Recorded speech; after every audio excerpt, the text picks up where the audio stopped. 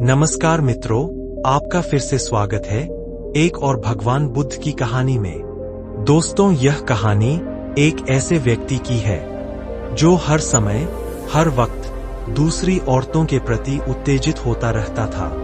यह कहानी है वासना से भरे एक भिक्षु की। यह कहानी केवल उस भिक्षु की नहीं बल्कि हम सब की है। दोस्तों, कहानी बहुत ही सुंदर है, आप सभी लोग ध्यान से सुनें। दोस्तों, बहुत समय पुरानी बात है जब संसार में वनों की नीरवता में ध्यानमग्न ऋषि, तापसी और सन्यासी रहते थे। जब नगरों से दूर आश्रमों में आत्मा की खोज होती थी, उसी काल में एक घना अरण्य था जिसे लोग तुषार वन कहते थे। वहां बड़े बड़े वृक्षों की छाव में एक गुफा में एक युवक सन्यासी तपस्या कर रहा था। उसका नाम था आरुण। हम सबसे पहले समझते हैं कि आरुण आखिर कौन था।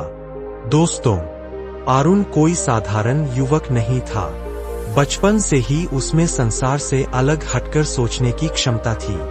जब अन्य बालक खेलते, वह तारे गिनता।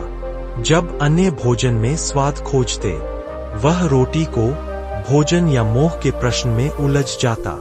उसके माता पिता का देहांत महामारी से हो गया था जब वह केवल 14 वर्ष का था, और तब एक वृद्ध भिक्षु ने उसे देखा, उसके मन को पढ़ा और उसे श्रावस्ती ले गया भगवान बुद्ध के चरणों में। दोस्तों, भगवान बुद्ध ने देखा आरुण के भीतर अद्भुत योग्यता है। उसे शिक्षा दी गई, विनय सिखाया गया, ध्यान कराया गया। वह जल्दी ही अन्य शिष्यों से आगे निकल गया। उसका मन एकाग्र था, वह शांत था, मृदुभाषी, संयमी और अपनी वासना, क्रोध, लोभ सबको जीत चुका था। लेकिन एक दिन उसने भगवान बुद्ध से कहा, भगवान, मुझे किसी एकांत वन में जाकर तपस्या करने की इच्छा है, जहां न कोई देखे, न कोई पुकारे, केवल मैं और मेरी अंतरात्मा हो। बुद्ध मुस्कराए और बोले, तुम्हारा तप तभी सच्चा होगा आरुण, जब वहां भी जहां कोई नहीं है, तुम्हारा मन तुम्हें न धोखा दे। जाओ, पर जागरूक रहना।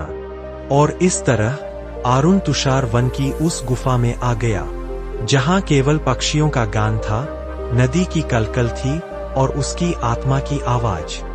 दिन में वह वृक्षों की छाव में बैठकर ध्यान करता, रात्रि में चंद्रमा की शीतल किरणों में सो जाता। धीरे धीरे उसके शरीर से चर्बी गल गई, चेहरा तेजस्वी हो गया, मन अत्यंत सूक्ष्म, गहराई से जुड़ा हुआ, शून्यता को छूने वाला। गांव वाले जब तब आते, उसे प्रणाम करते, फल फूल रख जाते, लेकिन वह किसी से वार्तालाप नहीं करता।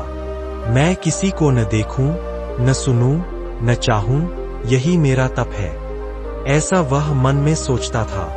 दोस्तों, एक दिन आकाश में बादल थे, वर्षा का समय था, और उसी समय एक स्त्री उस गुफा के पास से गुजरी। उसके वस्त्र भीगे हुए थे, वह कांप रही थी, उसके चेहरे पर पीड़ा थी, आंखें सूजी हुईं, शायद रात भर रोने के कारण। आरुण ने उसकी पदचाप सुनी। पहली बार उसके ध्यान में व्यवधान हुआ। वह बाहर निकला। स्त्री ने हाथ जोड़ लिए और बोली, क्षमा कीजिए, मैं कहीं और जा रही थी, पर राह भटक गई। यदि कुछ समय के लिए इस शिला पर बैठ जाऊं। आरुण कुछ नहीं बोला, सिर हिलाया और भीतर चला गया, परंतु उसका मन वहीं अटक गया। कौन है वह, क्यों आई, क्यों उसके रुदन से मेरा ध्यान टूट गया। दोस्तों, अगले दिन वह स्त्री फिर दिखी। इस बार वह कुछ कंदमूल लेकर आई। तपस्वी प्रभु, कल आपकी कृपा से मैंने विश्राम पाया, यह मेरी ओर से एक अर्पण है। आरुण ने पहले कुछ कहना चाहा, फिर चुप हो गया। माया वहीं बैठ गई और धीरे धीरे उसने अपने जीवन की कथा कहनी शुरू की। माया बोली, मैं एक ब्राह्मण की पुत्री थी, मेरा विवाह हुआ, लेकिन 1 वर्ष में विधवा हो गई। समाज ने मुझे अपशगुनी कहा, घर वालों ने निकाल दिया। अब वन में भटक रही हूँ। एक गुफा मिल गई है, इस पर्वत के पार वही मेरा ठिकाना है। आरुण सुनता रहा। उसके भीतर सहानुभूति उमड़ी, पर कुछ और भी, एक अजीब सी हल्की गर्माहट मन में। दोस्तों, अब माया हर दूसरे दिन आती, कभी फल लाती, कभी जल।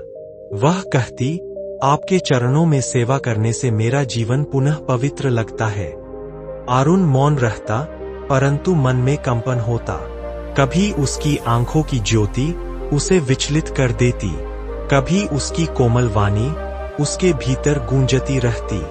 वह अपने ध्यान में उतरता, पर माया की स्मृति अंधकार की तरह बीच में आ जाती। वह स्वयं से कहता, मैं एक भिक्षु हूँ, मेरी दृष्टि एक समान होनी चाहिए। स्त्री पुरुष का भेद केवल अज्ञानी का होता है। मैं क्यों विचलित हो रहा हूँ? परंतु यह केवल शब्द थे। हृदय तो अब उस माया के वश में जाने लगा था। नाम भी शायद संकेत था। दोस्तों, एक दिन आरुण ने ध्यान करते समय कल्पना की कि माया उसके पास बैठी है, वह उसकी आंखों में देख रहा है, और जैसे ही वह उसे छूने जाता है, उसका ध्यान टूट गया। उसके माथे पर पसीना आ गया। वह चौंक गया और सोचने लगा, क्या मैं पथ से भटक रहा हूँ? वह दौड़कर नदी किनारे गया, जल में खुद को देखा। आंखें भारी थीं, मन अशांत था। उसने अपना शरीर जल से धोया, पर मन की वासना नहीं धुली। दोस्तों, उस रात वह सो नहीं सका। माया की आवाज, उसका चेहरा, उसकी करुण पुकार, सब उसके भीतर गूंजते रहे। और फिर सुबह होते ही वह उठा, एक निर्णय लिया, मैं उससे मिलूंगा और सब स्पष्ट करूंगा। ये मोह नहीं है, केवल करुणा है, या शायद कुछ और, पर इसे समझना होगा। परंतु जब वह माया की गुफा पर पहुंचा, तो गुफा खाली थी, वहां पर कोई नहीं था। खाली गुफा, भरा मन, न कोई दीपक, न कोई चिन्ह, जैसे कभी कोई वहां रहा ही नहीं। आरुण अवाक खड़ा था। एक पल को उसे लगा यह कोई स्वप्न था, पर नहीं, उसके मन की गहराइयों में माया की हंसी, उसकी आंखों का दर्द, उसकी आवाज, सब गूंज रहे थे। उसने गुफा में बैठकर ध्यान लगाने की कोशिश की, पर आंखें बंद करते ही माया का चेहरा उभर आता। वह मन ही मन बुद्ध से बोला, हे भगवान, मुझे यह क्या हो रहा है? मैंने तो संयम का जीवन चुना था, फिर क्यों यह स्त्री मेरे भीतर इस प्रकार बस गई? दोस्तों, उसकी आत्मा छटपटा उठी। उस रात आरुण लौटकर अपनी गुफा गया नहीं। वह उसी निर्जन वन में भटकता रहा, जहां कभी पत्तों की सरसराहट भी उसे ध्यान देती थी। अब वही शोर लग रही थी। उसने अपने मस्तक पर बार बार हाथ मारा। मैं भिक्षु हूँ, बुद्ध का शिष्य हूँ। यह वासना, यह मोह मुझसे क्यों नहीं हारता? वह नदी के किनारे गया और जल में उतर गया। हे प्रभु, यदि मैं पतित हो गया हूँ, तो इस शरीर को भी डूब जाने दीजिए। वह डूबने ही वाला था कि एक वृद्ध पुरुष की करुण आवाज उसके कानों में गूंजी, आरुण। वह चौंका, आंखें खोली। सामने थे भगवान बुद्ध। बुद्ध शांत खड़े थे। उनके चेहरे पर न गुस्सा था, न उपेक्षा थी, तो केवल करुणा। तपस्वी को कभी अपने पतन पर क्रोध नहीं करना चाहिए, आरुण, क्योंकि जहां पतन होता है, वहां जागृति का द्वार खुलता है। आरुण उनके चरणों में गिर पड़ा। भगवान, मैं असफल हुआ हूं। मैंने स्त्री के रूप में आकर्षण देखा, मैंने स्पर्श की कल्पना की, मैं अब क्या मुंह दिखाऊं? बुद्ध ने उसका मस्तक सहलाया। तुम्हारा अपराध यह नहीं कि तुम स्त्री के आकर्षण में आए। अपराध यह होता यदि तुम उस मोह को प्रेम, उस आकर्षण को कर्तव्य और उस स्पर्श को सहयोग का नाम देकर खुद को धोखा देते। पर तुम लड़े, गिरे और अब जागे, यही सच्चा मार्ग है। बुद्ध ने उसके साथ वही गुफा देखी जहां माया रहती थी। फिर वहीं बैठकर बोले, आरुण, सुनो, मैं तुम्हें वासना की उत्पत्ति और उसके रूप बताता हूँ। वासना का पहला रूप दृष्टि की आग। जब पुरुष स्त्री को देह से देखता है और उसकी आत्मा को अनदेखा करता है, वहीं से वासना जन्म लेती है। तुमने माया को एक विधवा के रूप में देखा, नारी के रूप में नहीं, आत्मा नहीं। और फिर जब वह तुमसे सहानुभूति मांगने लगी, तब तुम्हारे भीतर उसका रूप प्रवेश करने लगा। पुरुष कई बार सोचता है, मैं उसकी मदद कर रहा हूं, परंतु यदि तुम्हारी करुणा में मोह की गंध हो तो वह करुणा नहीं, वासना है। ध्यान रखना, स्त्रियों की पीड़ा से भागो मत, पर उस पीड़ा में खुद को न बहने दो। जो तुमने ध्यान करते समय कल्पना की, वह केवल शरीर की भूख थी। यदि आत्मा में आकर्षण होता तो वह दृश्य तुम्हारे भीतर क्षण भर में शांति लाता, पर वह तुम्हें विचलित कर गया।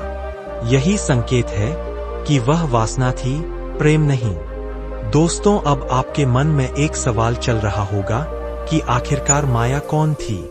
दोस्तों, अरुण ने कांपती आवाज में भगवान बुद्ध से पूछा, भगवान, वह स्त्री माया कहाँ गई? क्या वह मेरी परीक्षा थी? बुद्ध मुस्कुराए और बोले, हर स्त्री परीक्षा नहीं होती अरुण। वह भी तुम्हारी तरह एक पीड़ित आत्मा थी, पर उसकी उपस्थिति ने तुम्हारी अधूरी तपस्या को बाहर खींच लिया। जो भीतर छिपा था वह उजागर हुआ। यही जीवन है। यदि तुम उसे मोह से नहीं, आत्मा से देखते, तो वह तुम्हारी बहन बनती, पुत्री बनती, या बस एक मनुष्य। पर तुमने उसकी देह देखी, इसलिए तुम बंधन में बंधे। बुद्ध उठे और लौटो अरुण, अब फिर से तप करो, पर इस बार स्त्रियों से भागने के लिए नहीं, बल्कि उन्हें भी उसी दृष्टि से देखने के लिए जैसे तुम वृक्ष, नदी या पशु को देखते हो, आत्मा रूप में। जिस दिन तुम स्त्री को न आकर्षण से, न डर से, बल्कि केवल आत्मा से देखोगे, उसी दिन तुम मुक्त हो जाओगे। अरुण चुपचाप गुफा की ओर लौट आया। उसने अपने वस्त्रों को धोया, अपना आसन फिर से रखा और आंखें मूंदकर ध्यान में बैठ गया। पर अब उसकी चेतना में माया नहीं थी, बल्कि उसकी आत्मा का दर्पण था। अब तुषार वन की वह गुफा एक बार फिर तप से चमक उठी थी, परंतु इस बार अरुण के चेहरे पर पहले जैसा तेज नहीं, बल्कि उससे भी कहीं अधिक गहराई थी। वह घंटों आंखें मूंदे बैठा रहता और भीतर एक के बाद एक परतें खुलती जाती। वह अब स्वयं को भीतर से देख रहा था, अपनी कामनाओं की जड़, अपने मोह का मूल और स्वयं की छवि। वह सोचता, मैं कौन हूँ? क्या मैं भिक्षु हूँ या केवल भिक्षु के वेश में एक इच्छाओं से घिरा पुरुष? यदि मैं स्वयं को देखता हूँ तो मुझे सबसे पहले क्या दिखता है, आत्मा या देह? इन प्रश्नों ने उसे भीतर से तोड़ा और फिर दोबारा गढ़ा। दोस्तों, कहानी में फिर एक मोड़ आया। 3 महीनों के बाद माया फिर से वापिस आई। अरुण अब पहले से कमजोर हो चुका था। तपस्या के कारण अब उसका शरीर और भी दुर्बल, परंतु आंखें स्थिर और तेजस्वी हो चुकी थीं। और फिर एक दिन वही पगचाप, वही स्वर, माया लौट आई। लेकिन अब वह वैसी नहीं थी जैसी पहले थी। वह सामान्य वस्त्रों में नहीं, बल्कि गेरुए वस्त्रों में थी।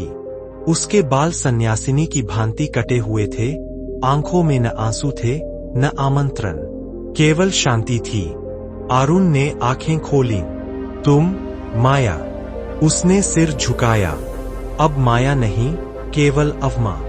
जब आपने मुझे नहीं देखा, तब मैंने स्वयं को देखना शुरू किया। मैं आपके पास सेवा करने नहीं, उत्तर लेने आई थी। पर मेरे प्रश्नों के उत्तर मैंने अपने भीतर पाए। अब मैं भी बुद्ध की शरण में हूँ। अरुण कुछ पल उसे देखता रहा, पर अब वह देह नहीं देख रहा था। अब वह देख रहा था एक यातना से निकली आत्मा, एक प्रबुद्ध स्त्री जो अपने ही मन से युद्ध जीतकर लौटी थी। माया या अब अवमा उसके सामने बैठ गई।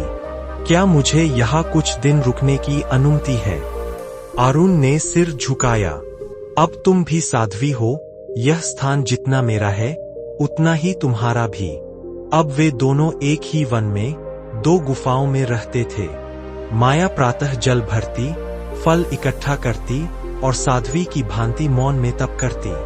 आरुण अब उसे देखकर विचलित नहीं होता था, बल्कि जब वह ध्यान करता, उसके भीतर माया का रूप नहीं, बल्कि केवल एक समर्पित साध्वी दिखाई देती। एक दिन ध्यान के पश्चात माया ने पूछा, क्या आप मुझसे क्रोधित है? आरुण मुस्कराया और बोला, क्रोध तब होता है जब कोई दोषी होता है, पर तुम दोषी नहीं, मेरी दृष्टि दोषपूर्ण थी। अब मेरी दृष्टि बदल चुकी है और तुम्हारा स्वरूप भी। एक दिन श्रावस्ती से संदेश आया, भगवान बुद्ध निकट के ग्राम में आए हैं। आरुण और अवमा दोनों वहां पहुंचे। बुद्ध ने उन्हें देखा और एक शांत मुस्कान उनके मुख पर फैल गई। अब मैं नहीं बोलूंगा, अब ये दोनों बोले। सभी भिक्षु मौन हो गए और तब आरुण ने पहली बार सभा में अपनी कथा सुनाई। कैसे एक भिक्षु मोह में पड़ा, गिरा, टूटा, पर बुद्ध की कृपा और आत्मनिरीक्षण से पुनः उठा। उसके बाद अवमा ने बताया कि कैसे वह एक विधवा से साध्वी बनी, कैसे उसने सच्चे प्रेम को जाना, जो न स्पर्श चाहता है न अधिकार, केवल मुक्ति। बुद्ध ने कहा, जब एक पुरुष और एक स्त्री मोह के बंधन को छोड़कर केवल आत्मा से आत्मा को देखें, तब ही संसार में संपूर्ण मैत्री संभव है। और जब भिक्षु स्त्री से डरे नहीं और स्त्री भिक्षु से आश्रय न मांगे, तब ही दोनों अपने मार्ग पर अडिग रह सकते हैं। वासना तब मिटती है जब तुम उसे आंखों से नहीं, आत्मा से पहचानते हो। फिर कुछ समय बाद आरुण और अवमा अलग अलग दिशाओं में निकल गए। अब वे साथ नहीं थे, पर दोनों के भीतर एक ही ज्योति जल रही थी। आरुण हिमालय की ओर चला गया और वहीं अंतिम समय तक ध्यान में लीन रहा। अवमा स्त्रियों के लिए आश्रम खोलकर धम्म की शिक्षा देने लगी। उनकी यह कथा आने वाले युगों में भिक्षुओं और साध्वियों के लिए उदाहरण बन गई कि कैसे वासना, मोह और आकर्षण भी आत्मज्ञान की सीढ़ियां बन सकते हैं, यदि उन्हें जागृति से देखा जाए। अब आरुण वर्षों से हिमालय की एक गुफा में तप कर रहा था। उसके शरीर पर अब चर्बी नहीं, केवल हड्डियां थीं। उसके स्वर मूक हो चुके थे, मौन उसका धर्म बन चुका था। वह अब न किसी स्त्री को स्त्री के रूप में देखता था, न पुरुष को पुरुष के रूप में। वह सबको आत्मा के रूप में देखता था।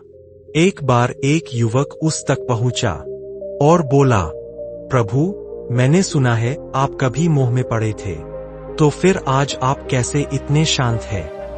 आरुण ने मुस्कुराकर केवल इतना कहा, जो व्यक्ति अपने भीतर की वासना को पहचान ले, वह ही अंततः मौन को पा सकता है। वासना को मिटाने की जरूरत नहीं, बस पहचान लो कि वह तुम नहीं हो।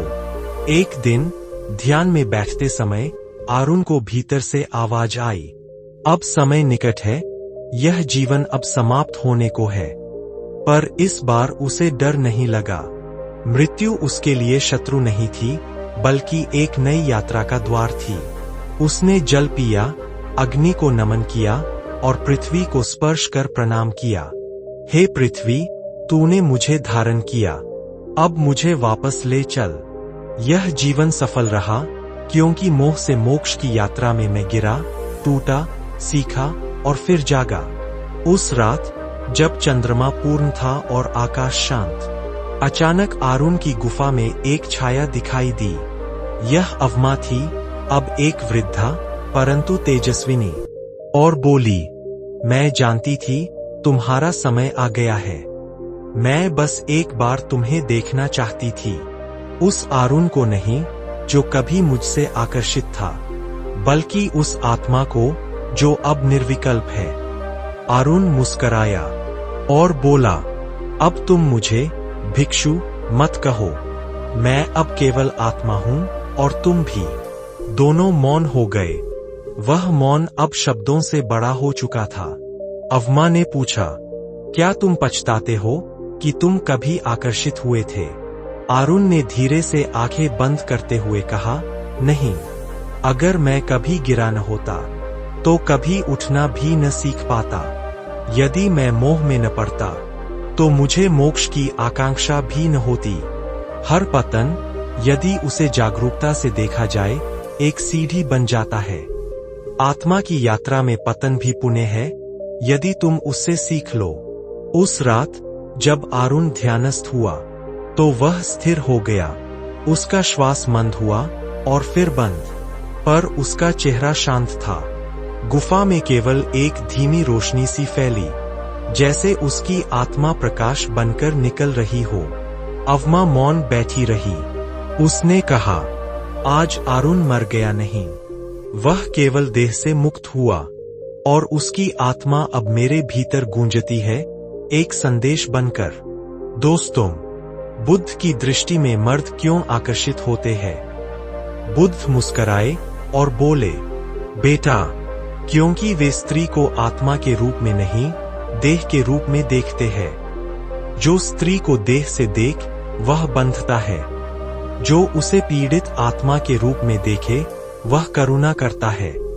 और जो उसे आत्मा के पार देखे, वह मुक्त हो जाता है। वासना केवल दृष्टि का दोष है, स्त्री का नहीं। जो अपनी दृष्टि को बदल दे, वह वासना से ऊपर उठ जाता है।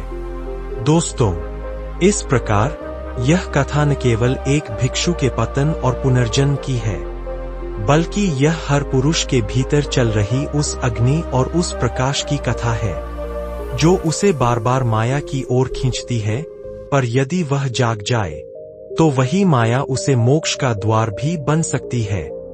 दोस्तों, यही वीडियो का अंत है। वीडियो कैसी लगी कमेंट करके जरूर बताएं।